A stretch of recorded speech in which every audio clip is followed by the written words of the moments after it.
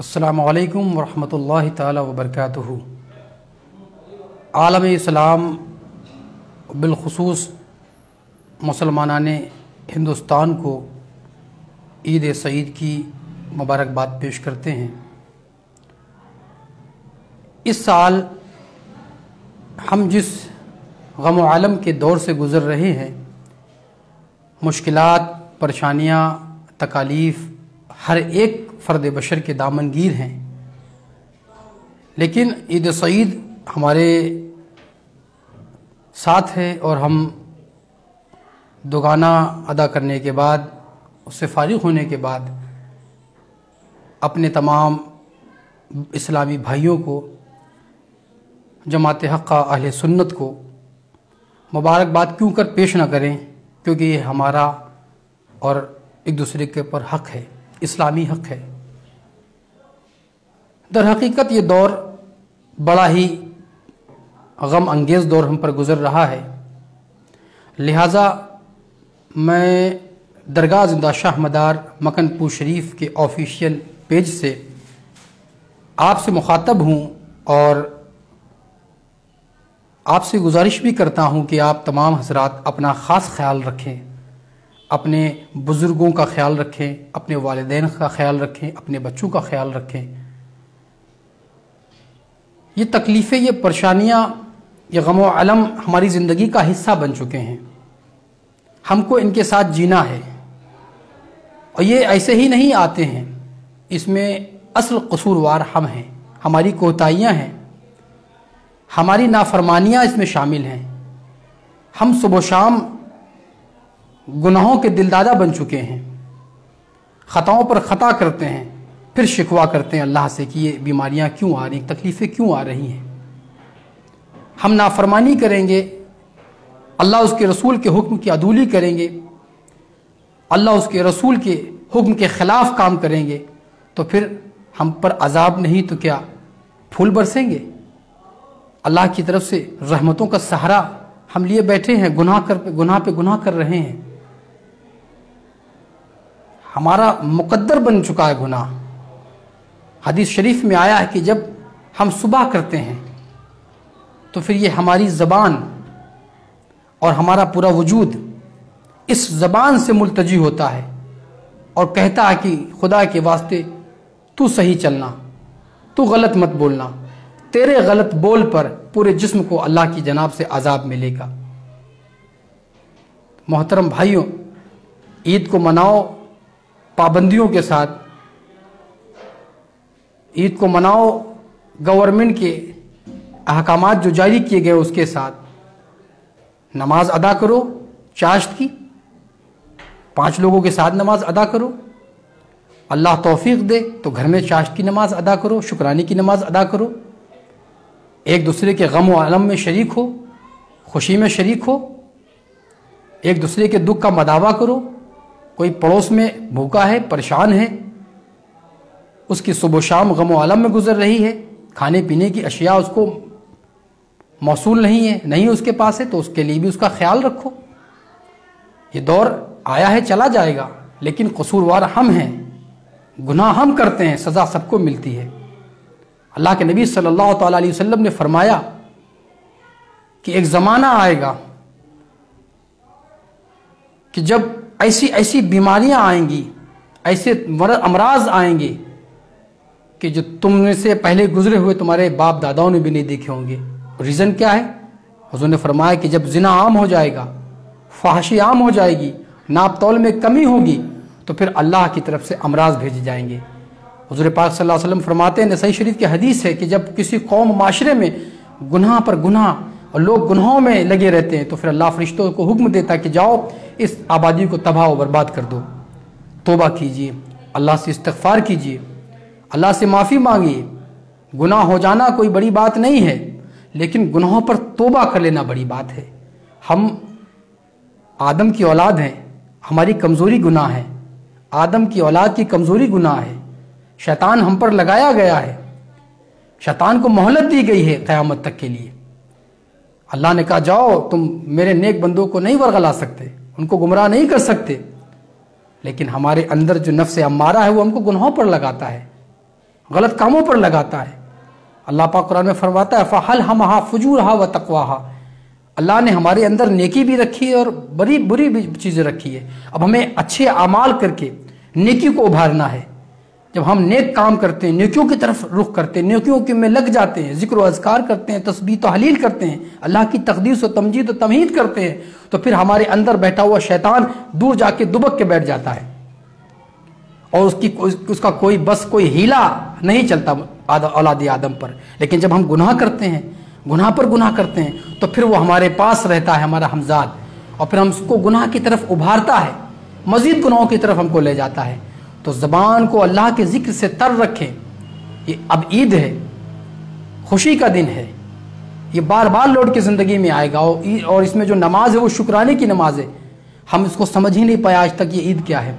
در حقیقت پوری امت مسلمہ، امت مرحومہ، جو ایک ماہ تسلسل سے روزہ رکھتی ہے، تراویح ادا کرتی ہے، ذکر و اذکار کرتی ہے، تو ان اذکار پر، ان عبادات پر ہم اللہ کی جناب میں شکر ادا کرتے ہیں کہ مولا تو نے صحت دی، تندرستی دی، طاقت و ہمت عطا فرمائی کہ میں نے ایک ماہ کے روزے رکھے، تیری عبادات کی، اب اس کو قبول فرما لے۔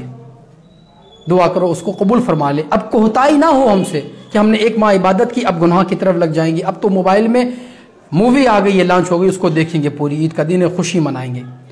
اب تو عید کا دن آ گیا، اب تو پرزور خوشی منائیں گے۔ خوشی منانے کے طریقے اور بھی ہیں۔ اللہ کے رسول نے جس طرح سے خوشی منائی، ہم بھی اس طرح سے خوشی منائیں۔ کیا ضروری ہے کہ رسول اللہ کی نافرمانی کر کے خوشی منائیں، اللہ کو ناراض کر کے خوشی منائیں، اللہ کے احکامات کو توڑ کر خوشی منائیں، اللہ کے احکامات کی خلاف ورزی کر کے خوشی منائیں؟ کیا یہی خوشیاں ہوتی جس میں رب بھی ناراض ہو، رب کا محبوب بھی ناراض ہو؟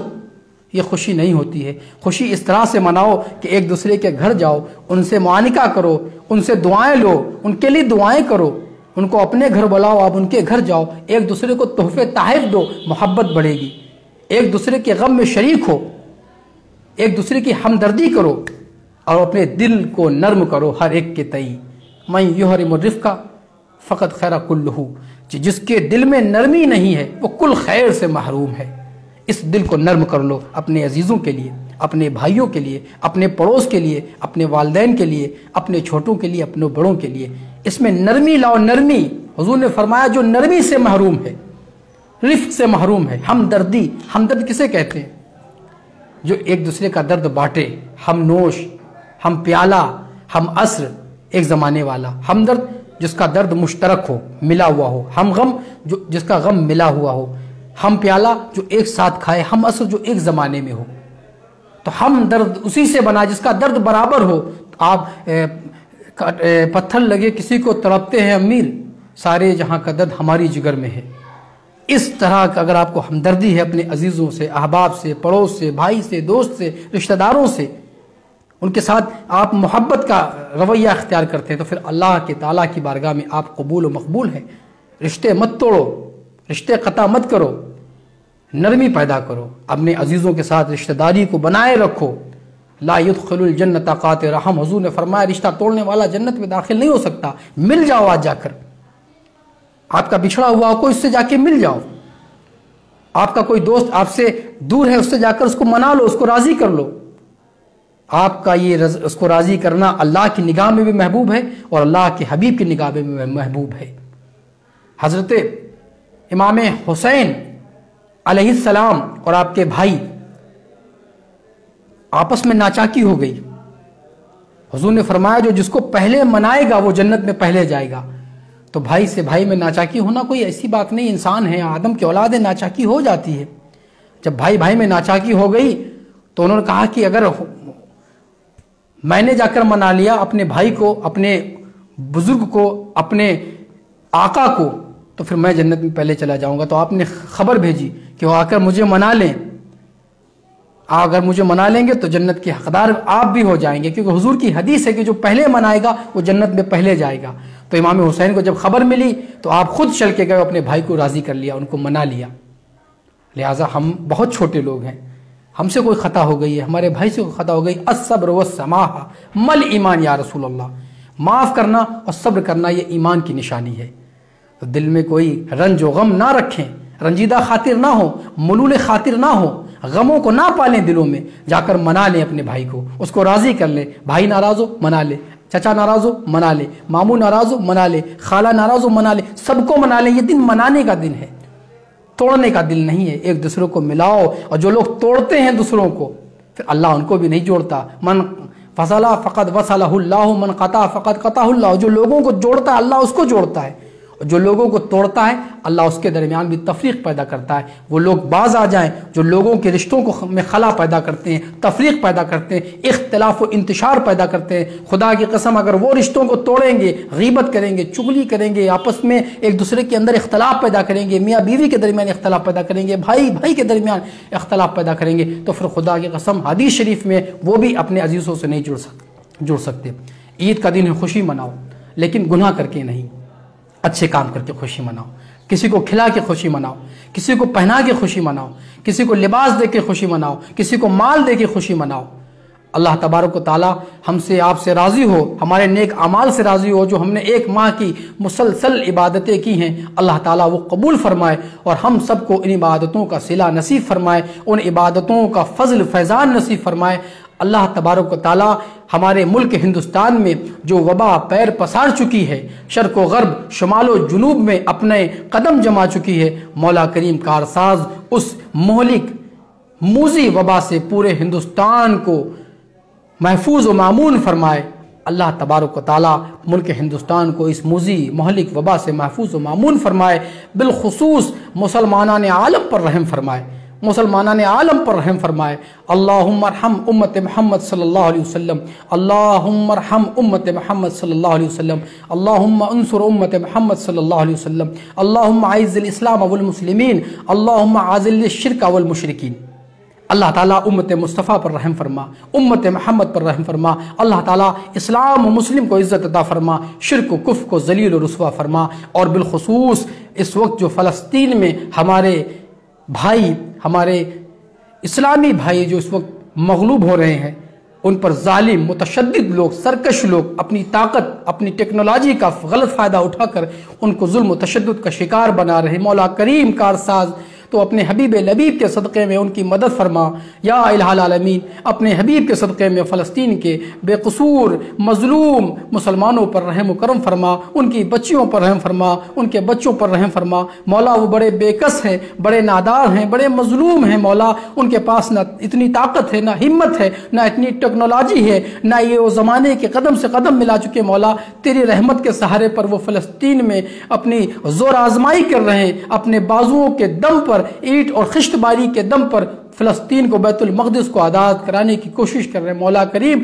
تو ان کے بازوؤں میں طاقت عطا فرما، وہ جو پتھر اٹھاتے ہیں مولا اس پتھر میں تو ابابیل والے پتھر کی تاثیر پیدا فرما دے، جس پر وہ پتھر جا کے لگے وہ نیست و نابود ہو جائے، تباہ و برباد ہو جائے۔ مولا ان کے بازوؤں میں طاقت دے، ان کی عقلوں میں اضافہ فرما دے، ان کو قوت گویائی دے، ان کو بینائی عطا فرما۔ جو بیمار ہو گئے، جو مظلوم ہو گئے، جو ظلم کا شکار ہو گئے مولا تو ان کو شفائے عاجلہ کاملہ وافرہ نصیب فرما۔ مولا کریم فلسطین کے مسلمانوں کی مدد فرما، بیت المقدس کو ظالموں سے آزاد فرما۔ مولا کریم پھر کسی صلاح الدین ایوبی کو بھیج دے، مولا کریم پھر کسی نور الدین زنگی کو بھیج دے، مولا کریم پھر کسی ارطغرل الغازی جیسی شخصیت کو، مسلم باوقار شخصیت کو بھیج دے، اور اپنے قبل اول کو ان ظالموں سے، ان صہیونی سے، ان مستشرقین سے آزاد فرما لے۔ مولا پھر ان کو طاقت دے، بازوؤں میں طاقت دے۔ مولا ان کو پھر وہ شجاعت نصیب فرما جو رسول اللہ کے صحابہ میں تھی، ایک ایک صحابی ہزاروں پر بھاری ہوتا تھا۔ مولا پھر ان کو وہ قوت طاقت عطا فرما، 313 والی طاقت عطا فرما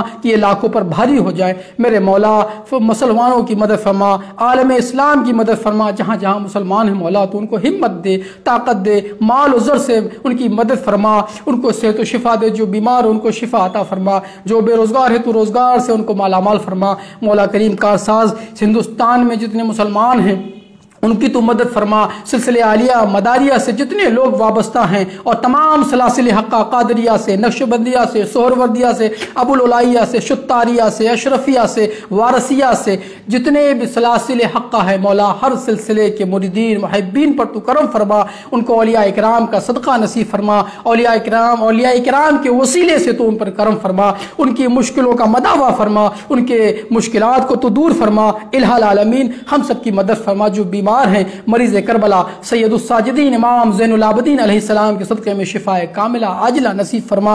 الہ العالمین تو اس تمام مسلمان پر کرم فرما، ملک ہندوستان پر کرم فرما، ملک ہندوستان پر جو وبا آ چکی مولا تو اس کو دور فرما دے، سب کو شفا دے، جو اسپتالوں میں ایڈمٹ ہے مولا ان کو شفا دے، جو ٹریچر پر لیٹے ان کو شفا دے، جن کے آکسیجن لگے مولا ان کو شفا دے۔ علامہ سید اختر مداری نور اللہ مرقدہ جو اس بہت بڑے خطیب تھے سلسلے مداری کے مولا ان کی بخشش فرما، مغفرت فرما، ان کی لحد مبارک کو پر نور فرما دے، جنتی بستر نصیب فرما، جنتی بچھونا نصیب فرما، جنت کی کیاریوں میں ان کو جگہ عطا فرما دے، اعلیٰ علیین میں ان کو جگہ عطا فرما، اور سلسلے عالیہ طبقاتیہ مداریہ کے جو بڑے بڑے علماء ہیں فصحاء ہیں ان سب کو زندگی دے، طاقت دے، ہمت دے، ہر بلا سے ان کی حفاظت فرما، ان کو 100-200 سال کی زندگی عطا فرما، سادات مکن پور کو 100-200 سال کی زندگی عطا فرما، علماء مداریہ کو 100-200 سال کی زندگی عطا فرما، سید مرغوب عالم صاحب کو لمبی زندگی عطا فرما، اللہ تبارک و تعالیٰ ان کا سایہ ہم سب پر قائم و دائم فرما،